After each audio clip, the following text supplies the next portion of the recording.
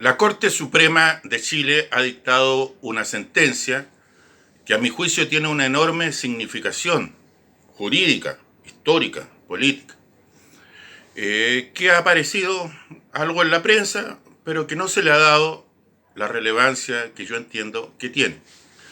La Corte Suprema ha condenado a los autores materiales de la muerte del secretario general del MIR, Miguel Enríquez Espinosa, un joven médico de menos de 30 años, que dirigía el movimiento de izquierda revolucionaria y que en su casa, en la que vivía clandestino, el 5 de octubre de 1974, calle Santa Fe, en San Miguel, un barrio de clase media baja, fue asaltado por la policía política secreta de Pinochet Ladina. Él se enfrentó con otras personas que habían allí, 4 o 5, no más, y resistió a mano armada a los agentes del Estado que dirigía el entonces teniente de la DINA Miguel Krasnov Marchenko, que llegaría después a ser general y que está hoy día preso en Punta Peuco.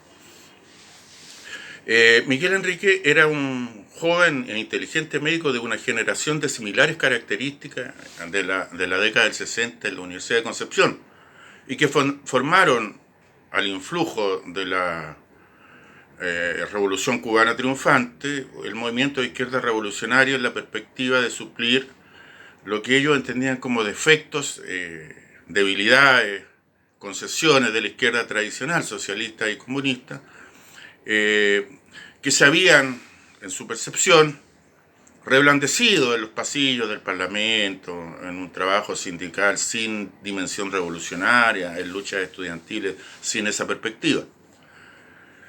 Bien, esta sentencia tiene una significación política enorme, porque es una reivindicación para uno de los grandes hombres de la resistencia contra la dictadura de Pinochet, que parte con la resistencia de Allende en el Palacio de la Moneda. Él y su movimiento de jóvenes, eran básicamente esos jóvenes, no se asilaron. Plantearon eso como una consigna y a muchos les costó la vida, incluso a él. Es una sentencia que hace justicia histórica, pero también tiene una enorme trascendencia jurídica para la hora presente. Hay, como decía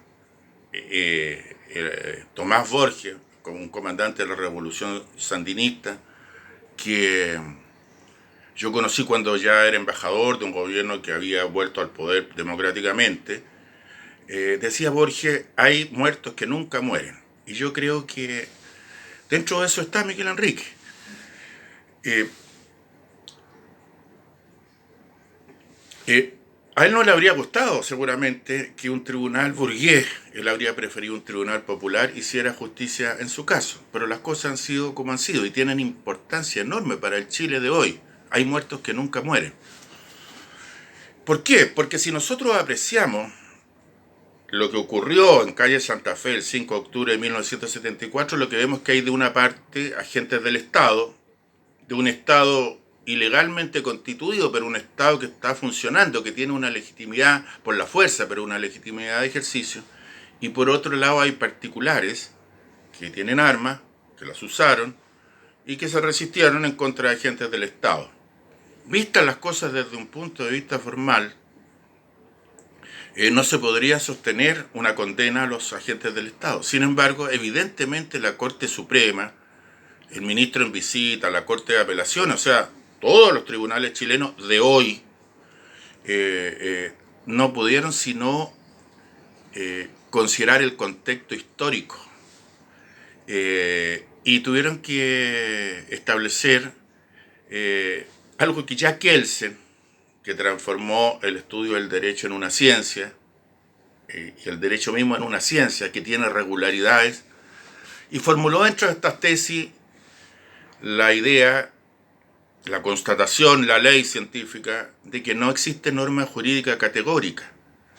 O sea, usar armas en contra de los agentes del Estado es un delito, pero no siempre. Cuando se resiste una dictadura no es delito.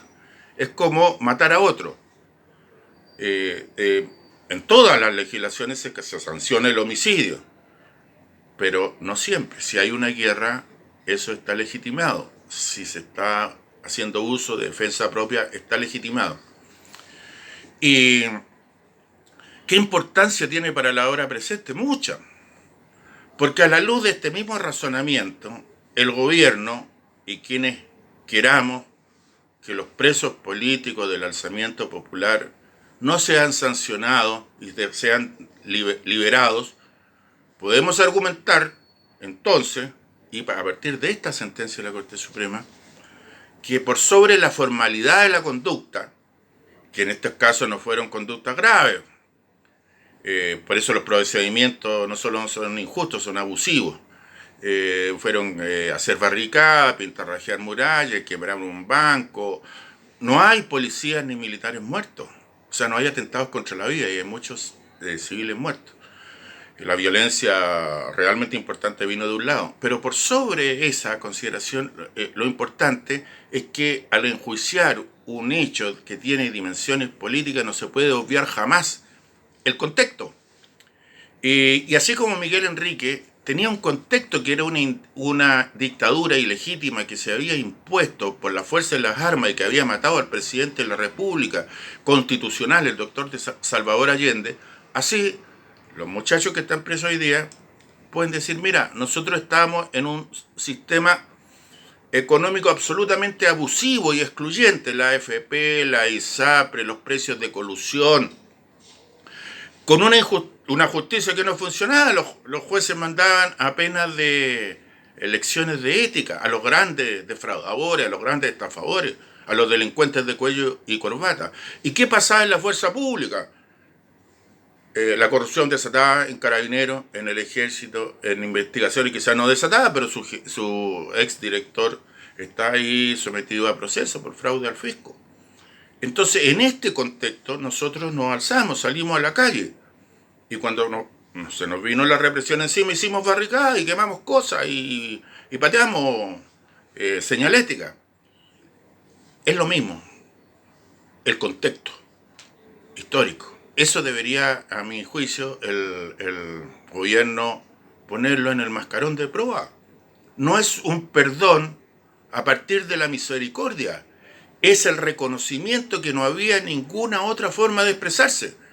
Porque alguien me podrá decir, pero en Chile habían partidos políticos legales y había parlamentos, sí, pero cuando se decía que se redactara y promulgara una nueva constitución, ¿qué nos decían desde la clase política? Están fumando opio, o sea, nos decían drogadictos, o sea, no daban una respuesta política, vociferaban un insulto. En estas condiciones, en este contexto, el alzamiento popular tiene no solo la legitimidad, tiene la legalidad. Y eso lo ha dicho la Corte Suprema y se puede hacer la analogía perfecta. Libertad a los presos políticos, el recuerdo enorme que ya está en la historia a don Miguel Enrique Espinosa, ese médico penquista tan capaz, tan inteligente y tan valiente.